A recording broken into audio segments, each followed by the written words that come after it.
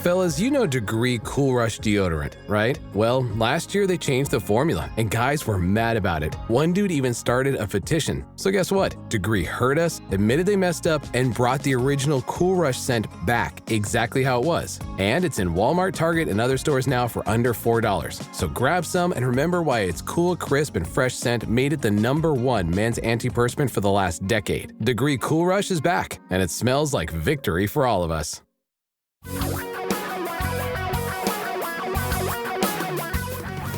Reality radio for a really great future. We're talking real money.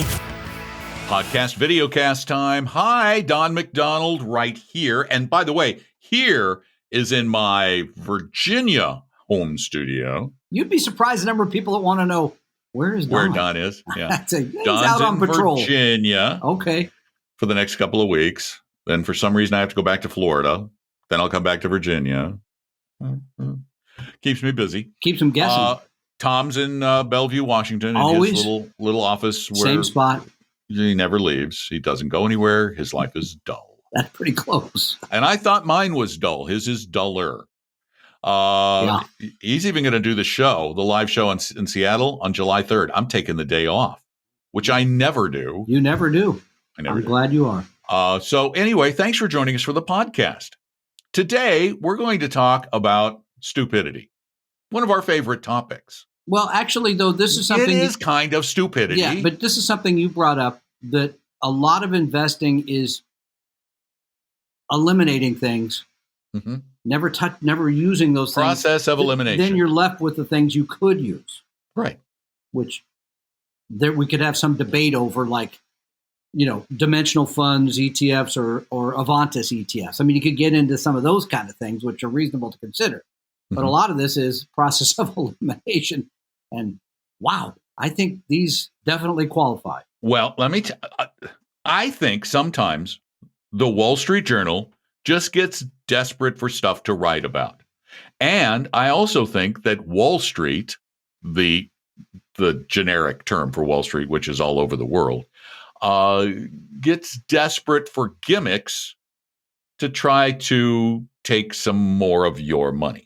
Well, and also there's the terms, right? Didn't Jason Zweig write recently that the Journal shouldn't call people buying and selling GameStop and trading AMC, shouldn't be called investors? They're not you're investors. Right. I agree. And then I noticed in this article that, again, they're calling them investors. People that are putting money, speculators, they're putting money into things like the AI-enhanced U.S. Next Value ETF or the Principal Financial Group's U.S. Small Cap Adaptive, I love this title, Adaptive Multi-Factor Exchange Traded Fund. Crazy. I can tell you right now the way you can eliminate these. Too many words that you don't understand in the name of the fund. Can you, off the top of your head, without looking anything up, tell me what either one of those things means? I've been in the business for a while. I can tell you one thing they do have. They own things like GameStop, AMC. Oh, yeah. That BlackBerry. principal, the number one holding. GameStop. This is a company that was on the brink of bankruptcy. Number one holding. So these are the stocks that have been made popular by individual traders on, Reddit? Yeah. Isn't this like a lot, though, Tom? Isn't this a lot like letting the tail wag the dog? Exactly. That's funny. That was the expression when I read this, I said, that's exactly what it is. Letting the inmates run the asylum? It completely. That we will give you anything you want because, well, apparently you want it, and we'll sell it to you and charge you, for that pleasure. Yeah, the principal one's not that expensive. It's only 0.2%, but that other one you mentioned, it was like 0.9%. Yeah, it's 90 basis points. So that's outrageous. It's outrageous that they're selling you into all the things that have been hot. Does that ring a bell? Buying things that have been hot? We all have this recency bias, right? Things that have happened recently will continue to happen. No one has any idea if those companies or those stocks whether the stocks will do well, and in some cases, whether those companies will be around. question the long-term viability of theater companies in general. It's a lot of space. Fewer people are going to be going out, not just for reasons of health, but also reasons that they built their own place to watch movies during all of this. Anyway, I mean, setting all that aside, what they're selling you is something that is hot and exciting, and we know how that turns out. Things that are hot and exciting have a great tendency to blow up if history is any sort of track record. And these are things that you have no idea, and you're going to give us the numbers here in a minute. The risk you're taking being in these, the few securities you actually own, and how much of your portfolio is in things that are going up and down by 20 and 30% in some weeks, right? Or greater than that. It's insanity, literally. Well, the reality is these things are so new. The principal U.S. small cap adaptive multi-factor ETF has been around for a couple of months. It's raised $200 million. Yeah. The other one, which was, hold on. I don't know how to say the first. I want to say the crap. I don't think you can say the crap word. All AI enhanced. I think it's pronounced craft. Like okay, crap. I said crap, but okay. Yeah, AI it's enhanced. FT. Usually it would be a P for it to be pronounced your way. Okay. Craft, Craft, AI enhanced, which I know that means artificial intelligence. Really smart machines. US next value ETF. What is next value? Is there previous value and next value? You're on to the next thing that's going to be hot ahead of the crowd. Now, that one's been around since the end of last year. Ooh, there's a track record. It's got some history. Yeah. It charges a fortune. No, 0.75. I thought it was 0.85, but it's 0.75. Has a portfolio of a whopping 99 stocks. But those are 99 great companies that'll go straight up. Yeah, part of the problem is they have some major positions. For example, almost 17% of the portfolio is in T-Mobile and AT&T. That's a big bet on cellular phones. CVS, Wells Fargo, FedEx, they're big companies, but they're charging you a lot to get them. And odds are really good that you're not going to do any better than the market, because that's usually the way these things go. And you can do worse than the market and probably take more risk in doing it. Well, I will go to those last two. You'll take more risk because the fewer number of securities you hold, and the allocation being so tight in these things that have been so wildly volatile for the last 6 months or longer. I will say it's a stronger likelihood that you will lose money in this investment, a lot of money potentially, and in ways that you had never imagined, because these are stocks that somebody could wake up next year and decide, wow, there was no value at all in GameStop. They're going to go bankrupt, and that will be the end of that. So we'll see. Yeah, your best bet is to just ignore this stuff. It's noise. And just ignore the noise. Stick with your plan. Have a plan. Well, first, have a plan. Yeah. And then stick with your plan.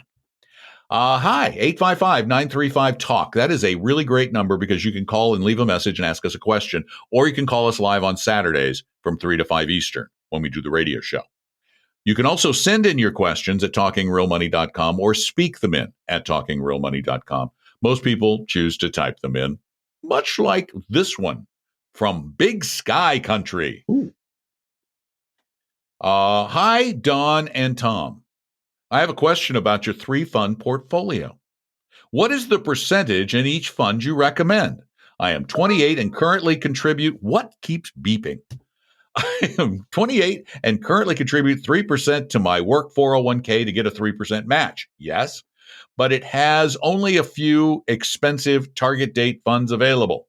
I opened a Roth IRA with Vanguard to get cheaper investment options and plan to use that going forward in addition to the work 401k. I love the podcast and would appreciate your advice. Thanks. Well, okay, let's go back. Number one, I would definitely save at least up to the match, get the free money. No question. Number two, if your target date funds are expensive, probably the rest of the portfolio is more expensive. That said, we have a website, 401-411. You can send us the portfolio and we'll take a look to make sure that that's the best option, target date fund. Generally, target date funds are fairly inexpensive.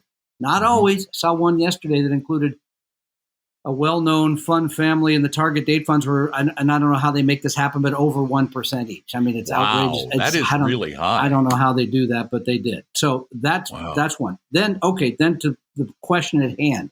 You're in your 20s, you're moving money in your Roth. I think, honestly, that you should put it all in stocks, that you shouldn't own bonds in your 20s. I mean, all you're doing is degrading from your performance. You don't really need portfolio stability. What you really want is maximum growth. So in that case, I would put half in the total U.S. and half in the total international and let it ride. Or I have another option that's even a little more daring, but could result in better returns, particularly since you're 28. But it requires you to have the ability to laugh off, as a matter of fact, cheer on declining markets. Someone in their 20s or 30s or even 40s who's contributing to their retirement plan regularly should be thrilled when the market goes down. Absolutely excited. You should be going, oh, yeah, I'm buying stuff on sale. If you can do that, then I'll make you an even simpler portfolio. I'd say get the Vanguard Total World Stock Index, either VT or VT Wax, and then add to that just like 10 or 20% the Vanguard Small Cap Value Index. Victor Tango VT.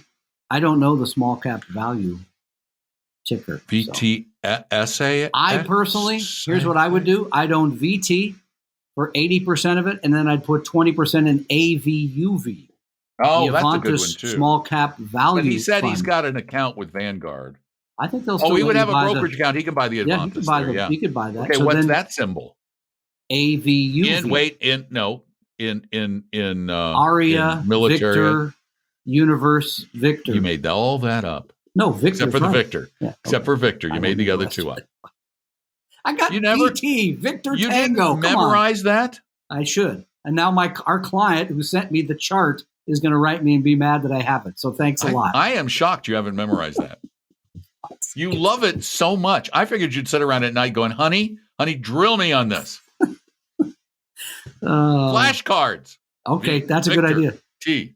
Yeah. I have a lot of days ahead of me with not that much on them, so I'll go ahead and do that. I have nothing else to underwear. Do. What is the? I'm gonna have to look that up now. So unicorn. Might be U-boat. No. Unitarian. Mm-mm. Eulogy. Oh wait, that's an E. Yule Gibbons. No, that's an E too. Good reference. Useful. Youthful. No, that's a Y. You shut up. Oh, yeah. Okay, I will. That works too. Yeah. Are we done yet? I'm trying to get to the U. I don't know what you're doing. I'm trying to get to the U. People want this podcast to just end. They want uniform. Of course. Makes uniform, sense. Military. Yeah. Now it's time to put this show out of its misery. Put it down. Not a minute too soon either. Not a minute too. But we thank you for suffering through it with us. We don't know why you do, but we're glad you do. And tell your friends, your neighbors, your relatives, because the more the merrier. And our CEO gets very excited when the numbers go up. So help us do that. Make the numbers go up. That requires you to listen and other people to listen. And to watch. We need more people watching. Yeah, I'm just not that. If the video died tomorrow, my heart would not be broken at all. I get that. I'm an audio kind of guy. Yeah. I like audio. Plus, it's easier to edit. These things, the videos take a while to edit. I got to put little stuff in, and I'm not that good at it either. Oh, you're not that good at it? You had myself and Cristiano Ronaldo raising our agua bottle at the exact same time. That was awesome. Thank you, but I mean, in terms of like all the special effects. Oh, okay. Well, that's. But I believe in simplicity. I do. So if you like it, tell a friend. If you like it, go to Apple Podcasts and leave a review. If you like it, keep listening. If you don't like it, thanks for watching. Go away.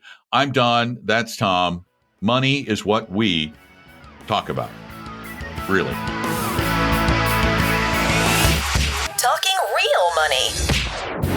We hope you you realize that the information provided on Talking Real Money is for educational and hopefully enjoyable purposes only. Providing personalized financial planning or investing advice takes time, so please consult with a really good fee-only fiduciary investment, tax, or legal advisor. We know a good one. Investing must always involve risk. In other words, you can and probably will lose money at times. Also, as much as you want it, no one can accurately, consistently predict the future. So past performance doesn't tell you a darn thing about what the future will bring. Unlike many other programs that say something similar, Talking Real Money is not trying to get you to buy or sell any financial products or securities. Instead, the program is provided as a public service by Vestry, a fee-only registered investment advisor. Thanks for listening, and please visit talkingrealmoney.com for more information and disclosures. That should keep the lawyers happy.